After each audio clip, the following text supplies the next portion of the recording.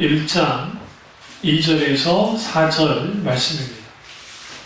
내 형제들아, 내가 여러가지 시험을 당하거든 온전히 기쁘게 여기라. 이는 너희 믿음의 시련이 인내를 만들어내는 줄 너희가 알미라. 인내를 온전히 이루라. 이는 너희를 온전하고 구비하여 좀 더 부족함이 없게 하려 함이라. 아멘.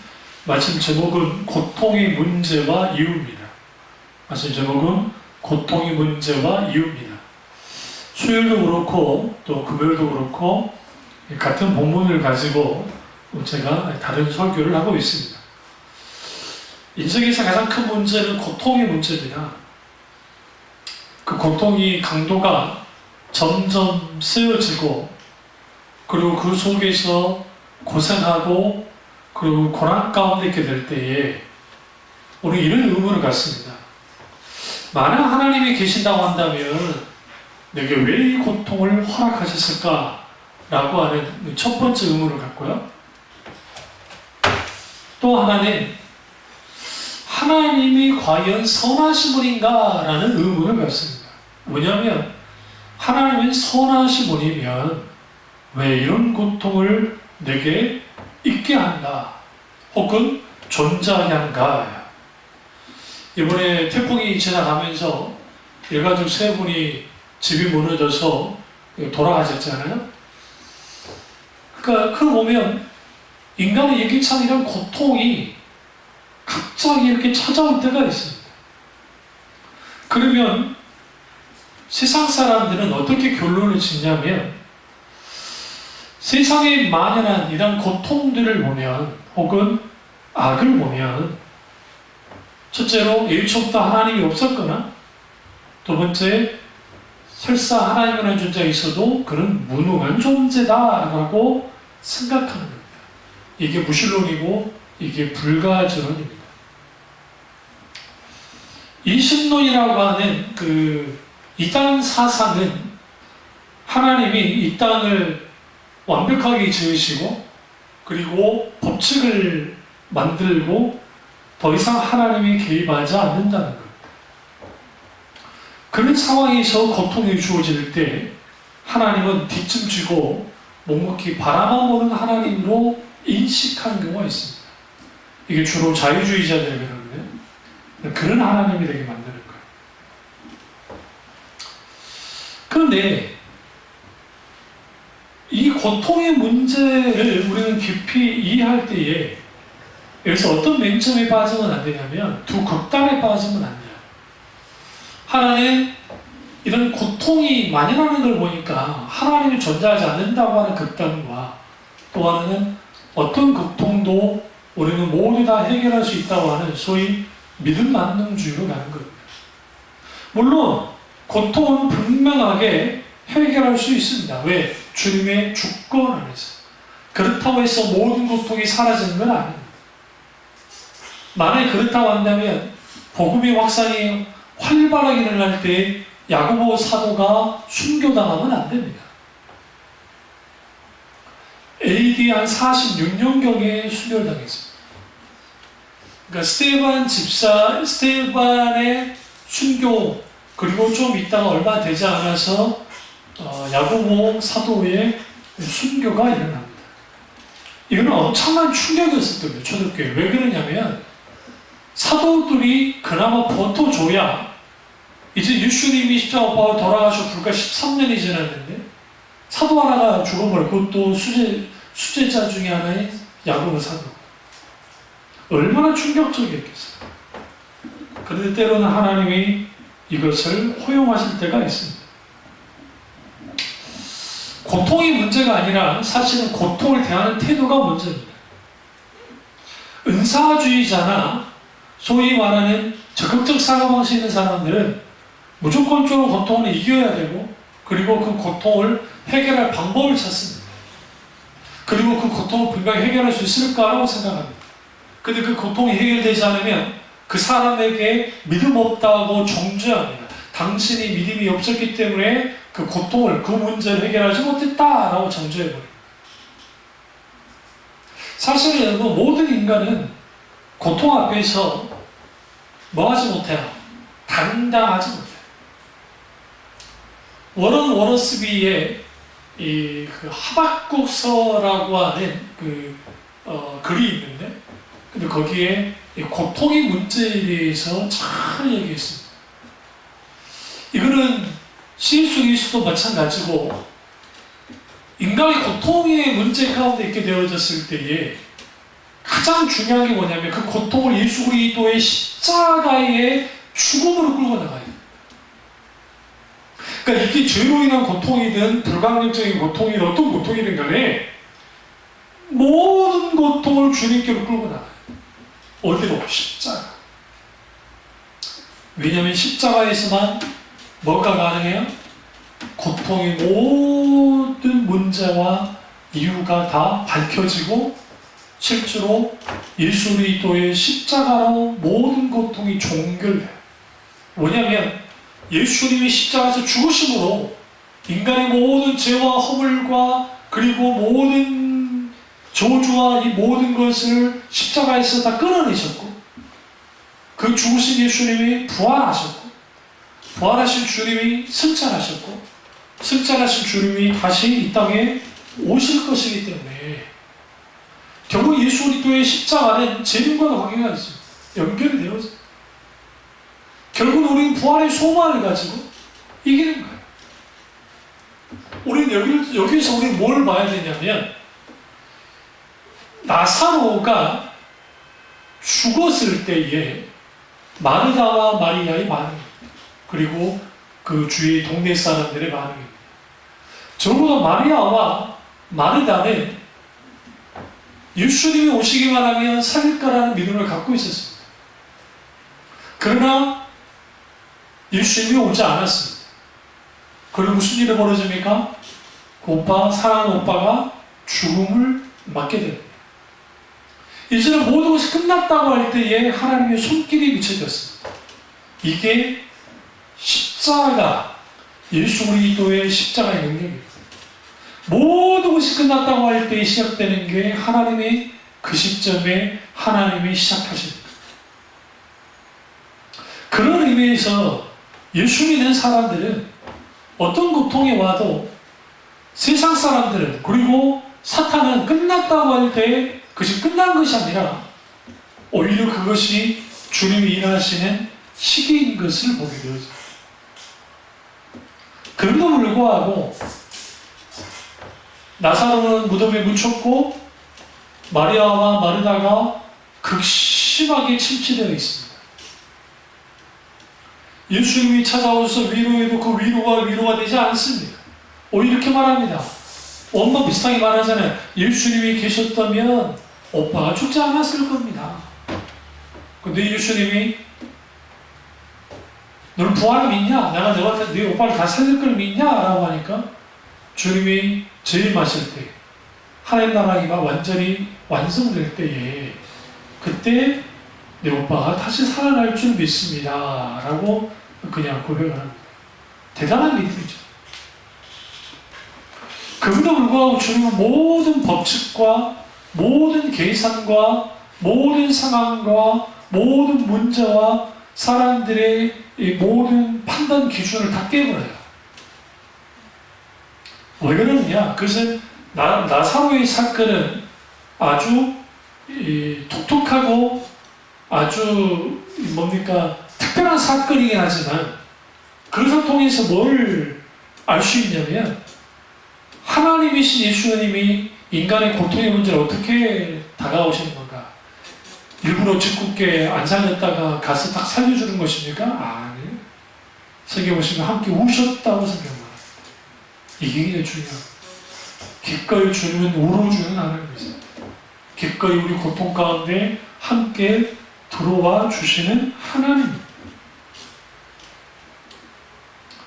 그런 하나님의 본심을 이해할 때에 어떤 문제, 어떤 고통이 와도 하나님을 향한 침묵을 하나님의 어떤 역사가 아직 일어나지 않게 되는 상황을 맞더라도 거기서 하나님을 원망하지는 않아요.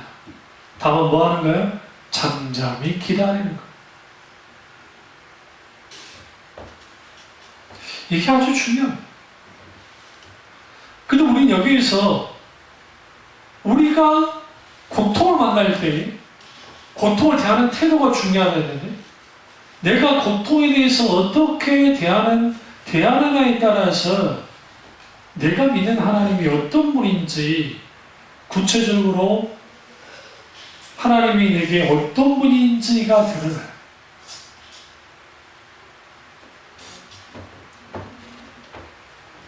C.S. 루이스가 고통의 문제라는 책에서 이렇게 말합니다. 제가 읽어볼게요. 하나님이 선하다면 자신이 만든 피조물에게 완벽한 행복을 주고 싶어 할 것이며 하나님이 전능하다면 그 소원대로 할 수 있을 것이다. 그런데 지금 피조물은 행복하지 않다. 그러므로 하나님은 선하지 않은 존재이거나 능력이 없는 존재 또는 선하지도 않고 능력도 없는 존재일 것이다 라고 했습니다. 이렇게만 들으면 C.S. 루이스가 불신앙 가지고 있단 말인데 그건 아니고요. 이게 뭐냐면 현실적인 고통의 문제가 이렇게 강렬하다는 거예요. 그러면서 그가 이렇게 말합니다. 사랑은 본질상 사랑의 대상을 완벽한 존재로 만들고자 한다. 이런 점에서 볼 때 상대방이 고통을 당하는 경우만 빼고 뭐든지 허용하려는 단순한 친절은 사랑과 상극이라고 할 수 있다.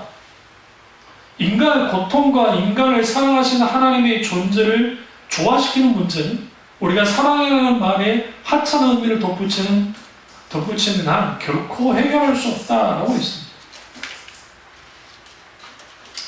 그러면서 그가 계속 이렇게 말합니다. 하나님은 선한 분이시며 모든 것을 선하게 만드셨다. 그가 만든 선한 것들 중 한 가지, 즉 이성적인 피조물의 자유주의는 본질상 악의 가능성이 내포해 있으며 피조물은 그 가능성을 틈타 약해졌다. 인간이 지금처럼 하나님과 인간 자신에게 끔찍한 피조물이 된 것은 하나님이 처음부터 그렇게 만드셨기 때문이 아니라 인간이 자유주의를 오용해서 스스로 어떤 결과를 초래했기 때문이다. 여기서 이 고통의 이유에 대해서 말하는 게 무슨 말이냐? 인간이 왜 고통을 받게 되느냐? 창조주 하나님의 의지에 반한 자유의지의 남용으로 그렇게 됐다는 거예요. 하나님처럼 되려고 하는 그들의 범죄가 고통과 질병과 죽음에 이르게 하는 근본적인 원인이야. 다시 말하면 죄가 원인이라는 겁니다. 다시 말해서 이걸 이렇게 볼 수 있습니다. 하나님은 우리에게 고통을 줄 생각이 없었습니다. 그 계획도 없었고. 그러나 인간이 불순종함으로 나타나게 된 게 고통이에요. 그게 죽음의 고통, 인간관계의 고통, 갈등의 고통, 재정 문제의 고통, 기타 등의 고통. 얼마 전에 그 자살 통계가 나온 다시 OECD 자살률 1위가 우리나라가 됐어요. 1위가. 그만큼 만만치 않은 겁니다. 1년에 한 3만 명 넘게 죽습니다. 자살해서 죽으십니다. 아주 심각한 거죠. 그러니까 그 자살에는 여러 이유가 있겠지만 분명한 것은 그 고통이 감당하기 힘든 거예요. 감당할 수가 없는 거예요. 그 감당할 수 없는 그 고통 때문에 생을 마감하는 것으로 결정을 지었고 얼마나 고통스럽고 얼마나 가슴 아프고 얼마나 처참합니까? 그런 의미에서 우리는 이 고통의 문제와 그 이유에 대해서 좀 잘 알아야 우리가 하나님에 대한 잘못된 태도를 갖지 않게 됩니다. 결국 모든 것은 우리의 태도가 결정돼요.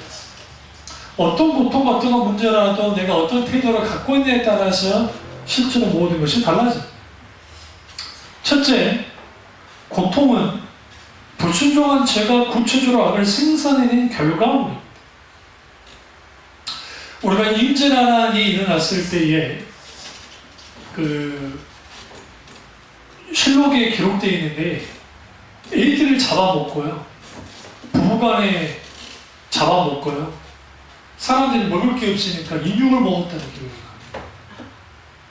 그러면서 실제로 기록에 그러니까 그들이 말하는 이 아비 지옥이 이거다라고 할 만큼 심지어는 이제 명나라 군사들이 이제 도로 내려오잖아요. 오는데 길가에 신천들이 줄비어져 있는데 좀 너도 이상하다라는 거예요. 이 시체들 왜 저러나 라고 보니까 뜯어먹어. 생각해보면서 그 엄청난 고통을 저거로부터 약 한 500년 전에 있던 분들이 어마어마한 고통을. 근데 성경에도 두 개의 기록이 있습니다. 인육을 먹었던 기록. 이사야 선지자 시대도 있었고 그 두 시대가 있었는데 그들이 서로 잡아먹는. 이것을 통해서 뭐라고 하느냐? 믿지 않는 자들이 하나님이 살아계시다고 한다면, 하나님이 인간을 창조했다면 어떻게 이런 일이 벌어져? 근데 그것은 하나님이 하신 게 아니에요. 인간의 탐욕이, 인간의 악함이, 죄의 본성이 그렇게 만들어낸 거예요. C.S. 루이스는 이렇게 시작합니다. 영혼들이 약해질 때는 틀림없이 이런 가능성을 이용하여 서로를 해치려 든다. 여기서 이제 이런 가능성은 그 죄를 지으려고 하는, 그리고 여러 소위 말하는 악을 하는 건데, 인간이 겪는 고통 중 5분의 3은 여기에 그 권이 있다고 할 것이다. 고문, 책지, 감옥, 노예, 총검, 폭탄을 만든 것은 하나님이 아니라 사람이다. 우리의 가난과 과부는 자연의 심술 때문에 생긴 것이 아니라 인간의 탐욕 내지 어리석음 때문에 생기는 것이다 라고 했어요. 결국 이러한 모든 것들은 인간이 만드는 행위. 그리고 더 군으로 올라가면 인간의 근본적인 죄가 있다. 그 죄가 인간에게 고통을 갖게 합니다. 고통의 원인을 하나님이 아닌 인간 개개인에게서 찾을 때 우리는 하나님의 사랑으로 서로를 사랑하는 것밖에는 고통을 제거할 수 있는 다른 대안이 없다는 것을 알게 됩니다. 그래서 어떤 신자가 고통당하고 있을 때에 말로만 위로해 주는 것이 아니라 충분한 중보기도와 함께 실질적인 믿음의 어떤 위로와 권면과 그리고 실질적인 어떤 뭐가 필요해요? 도움이 필요해요.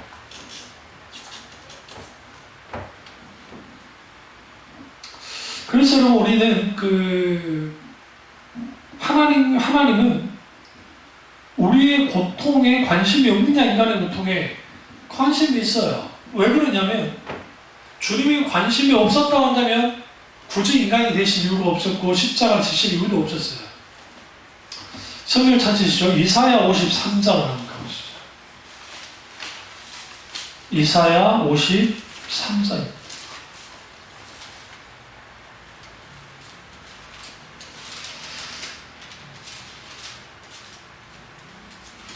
53장 4절부터 보겠습니다. 그런 실로 우리의 질고를 주고, 여기서 질고는 우리의 고통을 말합니다. 인간의 모든 고통을 지고 우리의 슬픔을 뭐였거늘? 당하였거늘. 우리는 생각하기를 그런 징벌을 받아 하나님께 맞으며 고난을 당한다 하였노라. 그가 찔림은 우리의 허물 때문이요 그가 상함은 우리의 죄악 때문이라. 그가 징계를 받음으로 우리는 평안을 누리고 그가 채찍에 맞음으로 우리는 나음을 받았도다. 7절 보세요. 그가 곤욕을 당하여 괴로울 때에도 그의 입을 열지 아니하였으며, 예수님이 십자가에 못 박히게 돌아가시기 전에만 채찍 맞고 무치당할 때 입을 열지 않았다 했죠. 그 말씀 그대로 이루어지는 거예요. 마치 도살장으로 끌려가는 어린 양과 털 깎는 자 앞에서 잠잠한 양같이 그 입을 열지 아니하였도다. 그는 곤욕과 신문을 당하고 끌려갔으나 그 세례 중에 누가 생각하기를 그가 살아있는 자들의 땅에서 끊어지는 마땅히 형벌받을 내 백성의 허물 때문이라 하였으리요. 10절이 굉장히 중요했습니다. 여호와께서 그에게 상함을 받게 하시기를 원하사, 이게 중요한 거예요.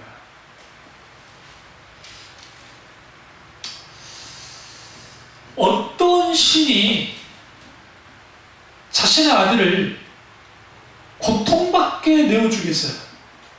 물론 예수님은 하나님이시죠. 성자님이시죠. 그러니까 여호와께서 그에게 상함을 받게 하시기를 원하셨고 질고를 당하게 하셨은즉, 여기서 질고를 많은 아주 고통이라는 의미도 있지만 또 이 질고가 뭐로 관계가 있냐면 질병과 관계가 있습니다. 질병. 그의 영혼을 속건제물로 드리기에 이르면 그가 씨를 보게 되며 그의 나른 길이 걸 것이요, 나른 길 것이요, 또 그의 손으로 여호와께서 기뻐하신 뜻을 성취하리로다.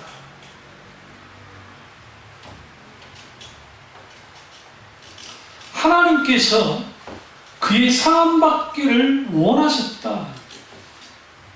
예수님이 십자가에서 죽으신 것은 하나님 아버지, 성부 아버지 하나님의 뜻이에요.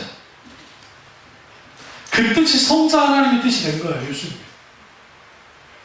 그리고 십자가에서 죽으신 거예요. 여기서 우리는 어떤 진리를 발견할 수 있냐면, 우리가 고통을 당할 때 기꺼이 사랑하는 아들을 어떻게 해요? 상함받게 내어주셨던, 죽기까지 내어주셨던 아버지의 사랑을 우리가 깨닫고 알고 실제로 그 은혜 가운데 있게 될 때에 우리는 그 고통 속에서 뭘 봐요? 십자가의 사랑을 봐요. 십자가의 은혜를 보고 십자가의 긍휼을 봐요. 비로소 그것이 우리에게 뭘 하게 합니까? 일어설 수 있도록 만들어줘요. 근데 11절을 보시면 그가 자기 영혼에 수고한 것을 보고 만족하게 여길 것이라. 이 영혼의 수고. 주는 기꺼이 우리를 위해서 수고하세요. 12절 아주 쭉 밑으로 내려가시면 그러나 그가 많은 사람의 죄를 뭐하며? 감당하며 범죄자들을 위하여 기도하였느니라.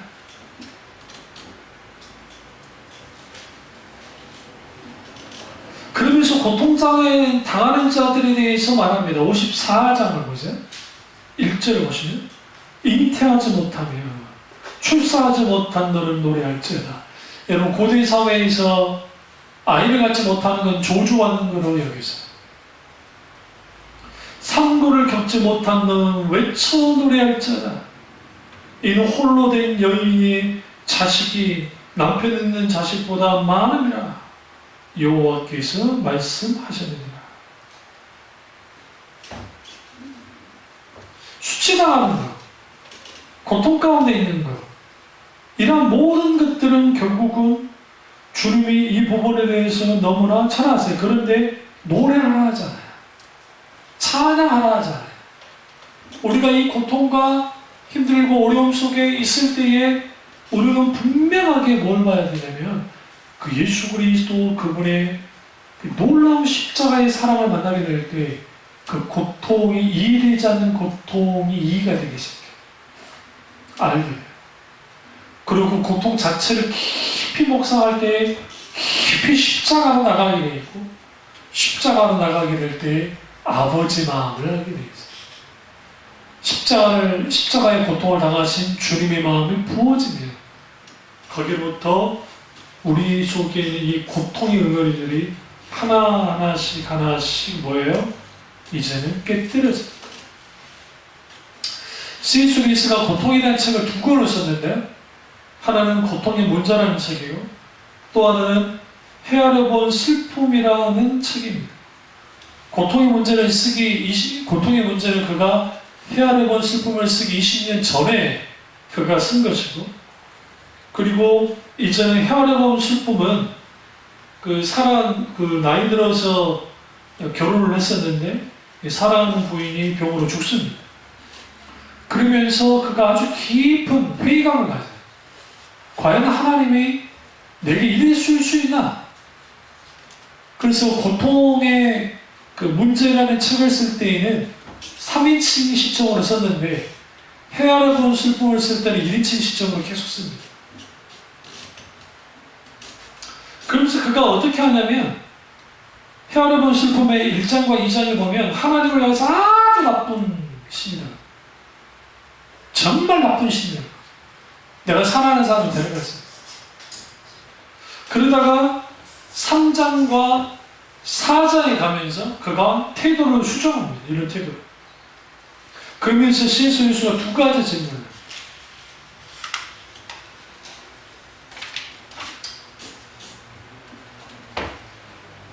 그것은 뭐냐면 하나님이 생체 실험을 하는 분인가? 첫 번째. 아니면 질병을 고쳐주고자 하는 의사인가를 물었어요. 마치 생체 실험하듯이 고통을 막 주는 분인가? 아니면 고쳐주려고 하는 의사인지에 대해서 그가 질문을 던져. 근데 이것에 대해서도 그가 후에 반성을 해요. 잘못했구나. 그러면서 그가 이제는 깊이 이제 자각하기 시작합니다. 그러면서 결국은 하나님이 이것을 허용하신 것은 내게 그냥 생고통을 줘서 마치 생체 실험하듯이 그 고통을 줘서 그렇게 하려는 그것이 아니라 하나님은 때로는 사랑하는 자에게 더 큰 고난을 주시기도 하고 더 무겁고도 큰 십자가를 주기도 한다.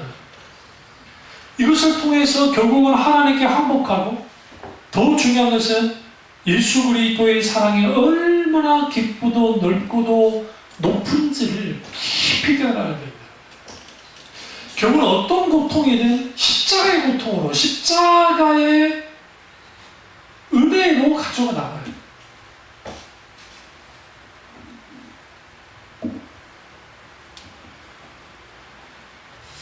그러면서 그가 이런 질문을 던집니다. 아주 중요해요. 고통받는 사람들이 이런 질문을 던지게 돼 있어요.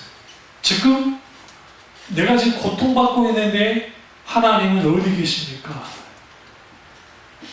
이게 시편의 전체적인 내용이에요. 그러니까 시편의 감사시와 그리고 왕의 입성시 그 그리시 빼놓고는 사실상 타원시는 뭐예요? 하나님 어디 계십니까? 도대체 하나님 어디 계십니까? 도대체 하나님 뭐하고 계시나요? 도대체 뭘 원하세요? 그걸 묻는 거예요. 그럼 왜 하나님은 어디 계십니까? 라고 묻느냐? 그건 당연해요. 왜 그러냐면 가장 하나님이 필요한 때인데 하나님이 계시지 않은 것 같거든요. 그가 이렇게 말합니다. 다른 모든 도움이 헛되고 절박하여 하나님께 다가가면 무엇을 얻는가? 면전에서 쾅하고 닫힌 문, 안에서 빗장을 지르고 또 지르는 소리, 그리고 나서는 침묵, 돌아서는 게 더 낫다. 오래 기다릴수록 침묵만 뼈저리게 느낄 뿐. 지금 그분의 부재는 무엇을 의미하는가?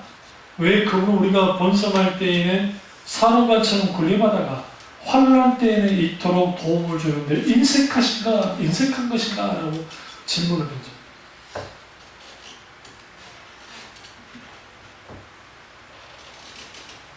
근데 그 친구가 이렇게 말합니다.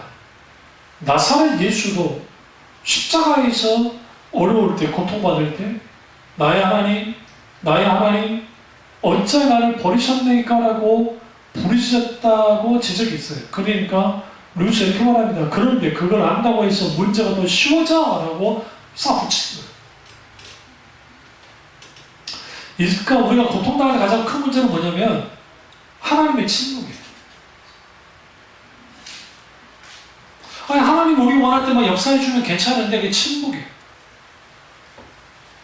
가짜 응답이 필요한 시기에 주님이 잠잠하시는 거예요. 내가 혼자 남았을 때 하나님 어디 계시고 그분이 나의 구원자고 아버지에 대한 사실을 내가 알고 있는데 여전히 하나님 뭐예요? 안 보여요. 성령께서 도대체 뭘 하시는? 이때 하나님은 성령께서 뭘 하시냐면 하나님과 우리의 관계를 최우선시합니다. 고통당할 때, 문제 앞에 있을 때 가장 먼저 할 게 하나님과 관계를 빨리 회복해요. 더 주님을 찾으셔요. 두 번째로 자기 뜻을 포기하고 생각을 부인하는 것이 고통입니다. 자기를 부인하고 자기 십자가를 지고 지는 것이 십자가 제자도잖아요. 그런데 우리 앞에 있는 영혼의 어두운 밤이 찾아들었어요. 이때 현실적인 고통 속에 우리는 생각보다 위로를 받지 못할 때가 많아요. 그냥 힘들죠. 한마디 말한다고 해서 그게 위로되지 않았습니다.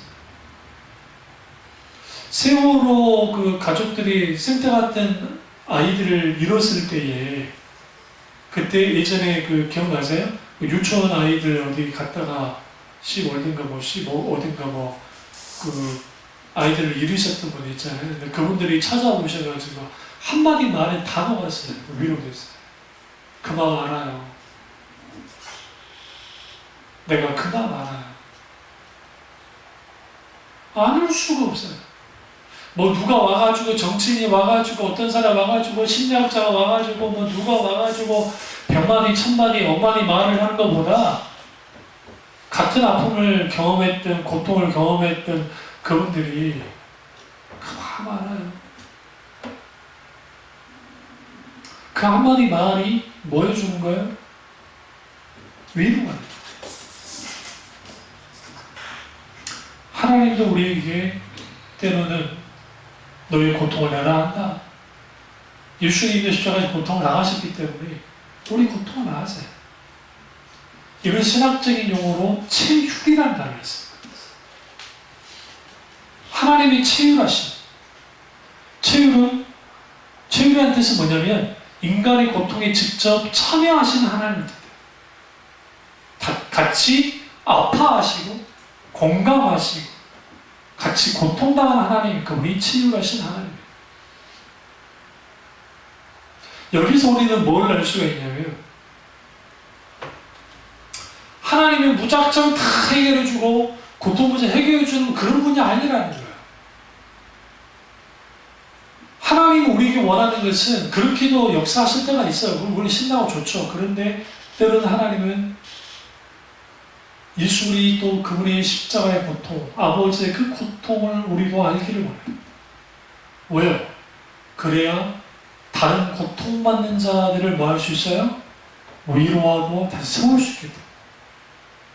개인적으로 저는 해리 나오웨인을 좋아하지는 않습니다만은 상처받은 치유자라는 책에서 우리가 상처받았기 때문에 우리는 상처받은 자의 치유자가 되는 거예요. 맞는 말이에요.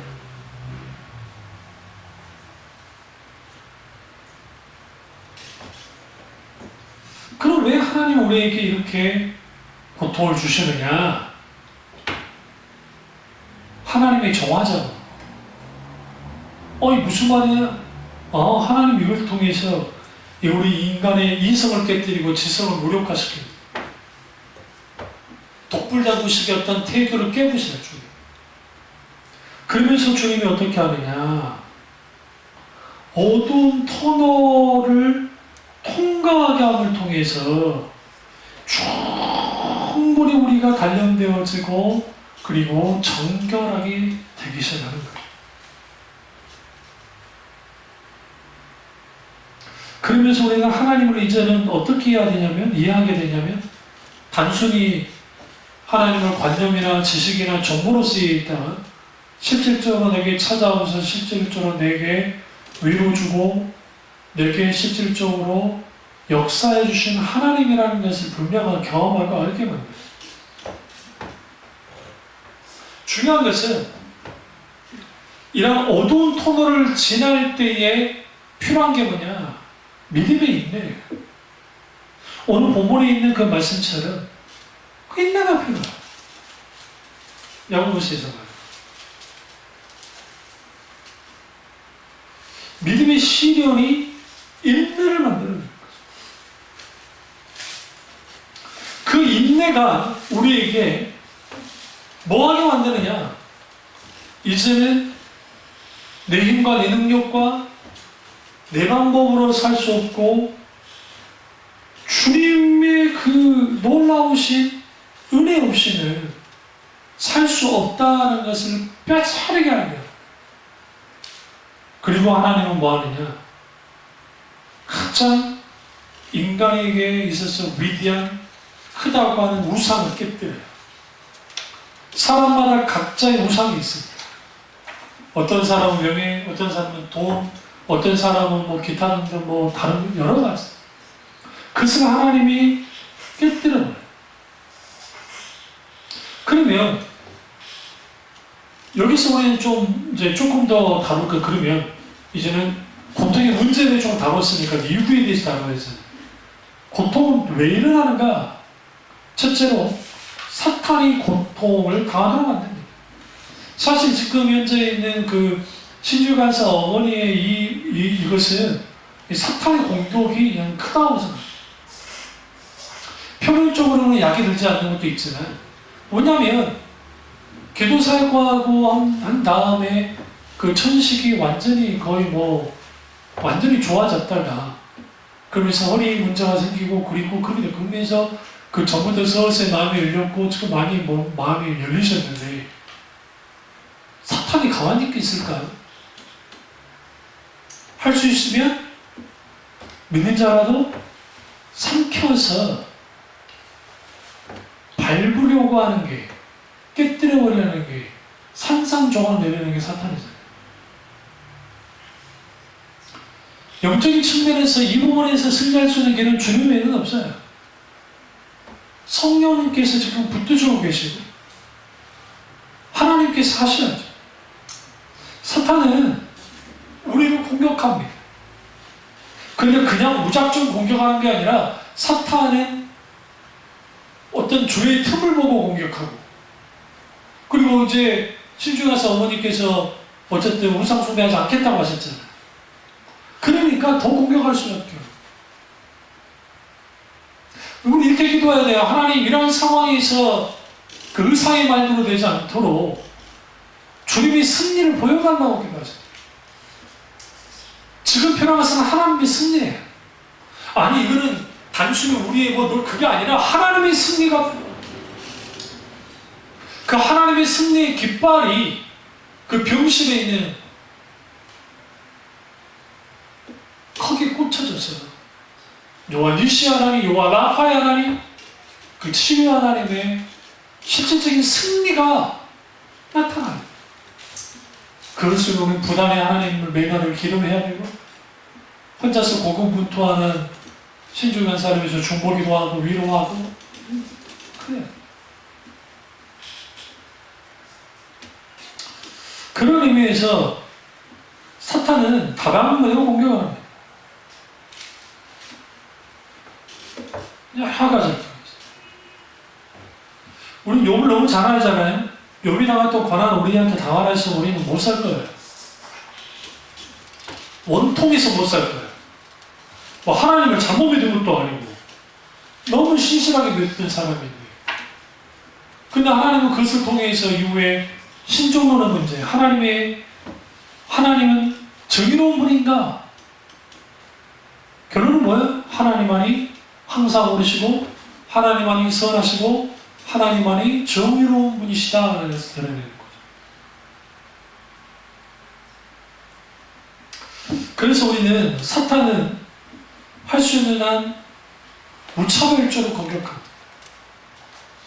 예수님이 십자가에서 자신을 내어주면서까지 인간을 구원하라고 했던 것처럼 사탄은 자신의 모든 자원을 가지고 어떻게 해요? 인간이 구원받는 것을 막으려 합니다.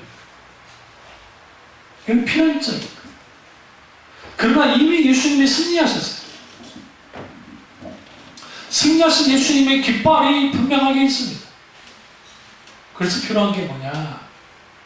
하나님 오종을 대해서 깊이 묻고 이런 상황 속에서 넘어지지 않고 쓰러지지 않고 담대함으로 이겨낼 수 있게 해달라고 중보기도 하고 실제로 그렇게 되도록 하나님 앞에 간청해야 됩니다. 두 번째는 회개하지 않았기 때문에 고통이 임합니다. 그러니까 이 회개 문제, 이게 아주 중요해요. 누가복음 13장 4절과 5절에 또 실로암에서 망대가 무너져 치어 죽은 18사람이 예루살렘에 거하는 모든 사람보다 죄가 더 있는 줄 아느냐?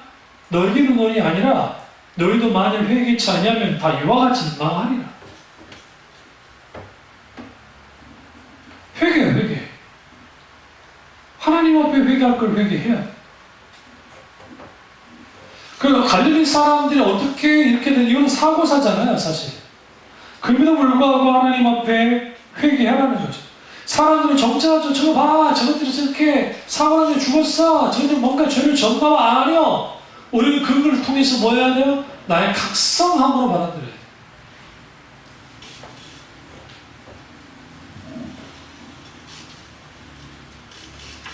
이 부분에서 우리는 고통은 회개하지 않았기 때문에 고통 올 수도 있는 걸 알 수 있고, 세 번째는 하나님의 영광을 드러내기 위해서 고통이 오기도 합니다.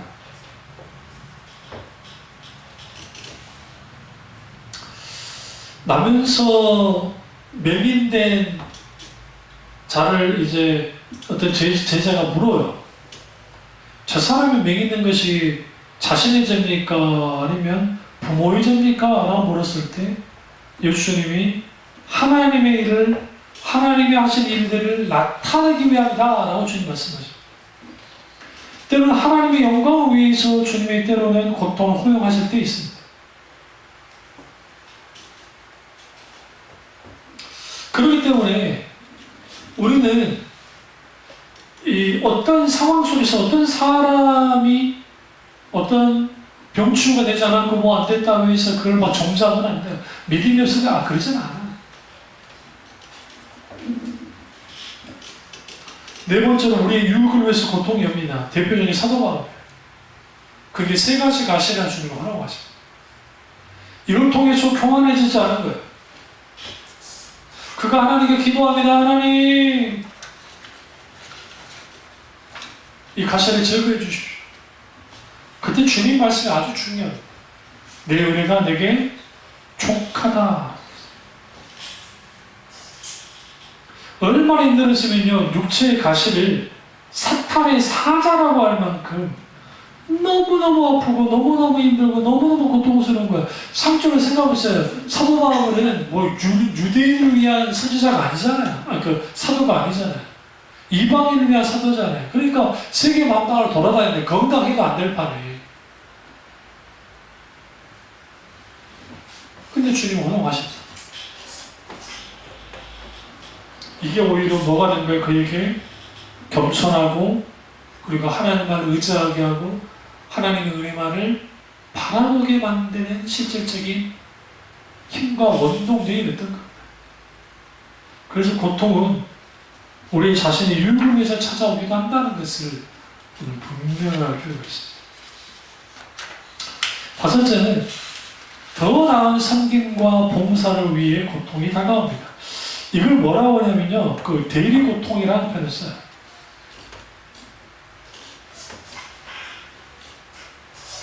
이걸 가장 거룩하고 가치 있는 고통이라고 그러는데요. 마태복음 5장 11절 보세요. 마태복음 5장 11절. 남이 인하여 너희를 욕하고 거짓으로 너를 거스려 모든 악한 말 할 때 너희에게 복이 있느니. 예수님 때문에 핍박받는 고통이 이게 대리 고통이에요. 예수님이 당연히 우리를 대신해서 고통당하셨잖아요. 이거는 전적으로 모든 사람을 위한 거예요. 그러니까 오늘날 교회가 이러한 사람들이 많으면 교회가 정말 아름다워질 겁니다. 근데 이러한 것들이 하나님의 자녀들 속에서 잘 일어나지 않으니까 늘 그러잖아요, 우리는요. 한치 건너라도 누군가에게 어떤 상황이 벌어지면 그 상황에서 어느 정도 건강을 하지만 그 뼈저리게 다가오진 않아요. 한치 건너기. 그러나 그게 내 가족 일이고 나와 직접적으로 관계된 일이었을 때는 강하게 와요. 적어도 그리스도인들은 뭐 해야 돼요? 골로새 1장 24절에 너희를 위하여 받은 괴로움을 그가 뭐 한다고 그래요?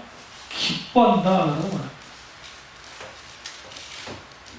그리스도의 남은 고난을 그의 몸된 교회를 위해 내 육체를 채워놓는다. 그러니까 사도 바울이 사역하면서 그 같은 고통이 있어요. 그 고통인데 그를 괴로움을 기뻐했다.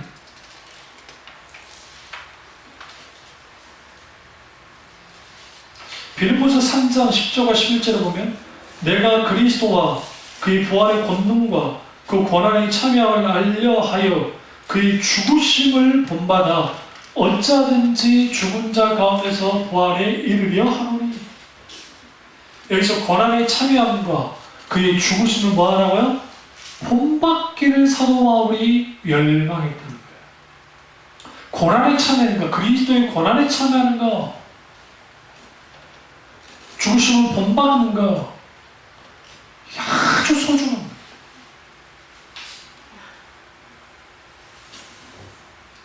그래서 사도 바울이 고린도 교인들에게 그 고린도 후서에 보시면 그가 자신이 받는 고난이 결국 어떻게 주님 안에서 승화됐는지를 보여줘요. 그 대표적인 게 그러니까 고린도 후서 1장 찾아보세요. 3절 7절을 보시면 찬송하리로다. 그는 우리 주 예수 그리스도의 하나님이시요 자비의 아버지시요 모든 위로의 하나님이시며 모든 환난 중에 우리를 마사 위로하사 우리로 하여금 하나님께 받은 위로로서 모든 환난 중에 있는 자를 능히 위로하게 하시는 이시로다. 그리스도의 고난이 우리에게 넘친 것 같이 우리의 위로도 그리스도를 말미암아 넘치는도다. 우리가 환난받는 것도 너의 위로를 위함이니 우리의 소망이 견고함은 너희가 고난에 참여한 자가 된 것 같이 위로에도 그러한 줄 아느니라. 그리스도의 고난에 참여하는 자가 그리스도이니. 그런 의미에서 오늘 지금 여기서 말하는 고통은 봉사를 위한 준비 과정입니다. 히브리서 2장 18절에 자기가 시험을 받아 고난을 당하셨은즉 시험 받는 자를 능히 도우시는, 능히 주님 우리의 고난을 도우시는. 왜? 시험을 당하시고 고난을 당하셨다. 투병생활 해보지 않는 사람은 그 투병이, 그 고난받는 것이 얼마나 힘든 건지를 알지 못해요. 다시는 고통은 특권입니다. 빌립보서 1장 29절과 3절에 그리스도를 위하여 너에게 은혜를 주신 것은 다만 그를 믿을 뿐만 아니라 또한 그를 위해 고난도 받게 하신다. 너에게도 같은 싸움이 있으니 내가 내 안에 본 바요 이주도 내 안에 듣는 바니라. 여기서 고난도 받게 하신다. 오늘날 한국교회가 고난을 빼버렸어요. 고난받는 것을. 이걸 특권이라고. 우리 그때 6번째로 자연법칙을 지키지 않을 때 고통이 옵니다. 우리가 산 같은 데 그 집을 이제 전원주택이라 해가지고 앞에 막 개울이 오르고 바로 앞에 개울이 오르고 집을 예를 들어 지고 예쁘게 졌다 할지라도 그게 아주 위험해요. 태풍 오거나 비가 엄청나게 오면 거기가 어떻게 변할지 몰라요. 만약에 위험한 곳에 막 집에 있다고는 우리나라 여러분 산 있잖아. 산에 북한산에 뭐 자주 가시는데 낙뢰 사고로 1년에 몇 분씩 돌아가세요. 북한산에서. 그 이유가 뭐냐면 밑에서 비 올 때 절대로 올라가지 말라고 올라가는 거야. 설마 별일 있겠냐. 그런데 벼락은 이 바위 같은 데 그쪽으로 떨어져요. 그 다음에 높은 나무에도 떨어지고. 거기에 막 물로 젖어 있고 있는데 그냥 무시하고 가셨다가 뭐 별일 있겠냐 하고 갔다가 거기서 벼락 맞고 돌아가세요. 가슴 아프게. 그러니까 우리가 하지 말라는 것을 하다가 그렇게 고통을 당할 수도 있습니다. 그리고 여기는 또 뭐 예를 들어 그러죠. 술, 담배 이런 거 안 해야 되잖아요. 안 하기 좋잖아요. 운동도 하고 이런. 그런데 그렇게 막 살다가 병드는 게 병 안 든 게 이상한 거죠. 사실. 고압선 만지면 죽잖아요. 아는 거 알잖아요. 근데 고압선 만지면 죽기도 해요. 독보선 먹으면 죽잖아요. 하고. 예전에 또 어떤 분들은 사냥나무 나물 있잖아요. 그거 잘못 뜯어가지고 드시고 돌아가시는 거예요. 심지어 파는 사람이 잘못 해가지고 그거 사다가 하셔서 그분이 돌아가셨어요. 말도 안 돼. 그러니까 이런 게 인간의 실수이긴 하지만 인간이 아주 굉장히 위험한 상황 속에 있을 때 그것을 계속 해나가요. 예를 들어 태풍이 와가지고 막 밖에 비바람이 불고 막 바람이 막 분단 말이에요. 막 간판이 날아다녀요. 그런데 거기를 돌아다니면 어떻게 되겠어요? 확률이 높아지잖아요. 그런 것처럼 이런 여러 이유가 있습니다. 그럼 고통이나 질병 없는 사람은 없습니다. 실제로. 그럼 이 고통이 다가올 때, 이런 게 다가왔을 때, 이 부분에서 어떻게 해나갈 것인가? 이 부분은 제가 이제 주일날에 좀 더 깊이 이제 한당에 대해 다루도록 하겠습니다. 기도하겠습니다. 기도하실 때 오늘 이 말씀이 나의 말씀이죠?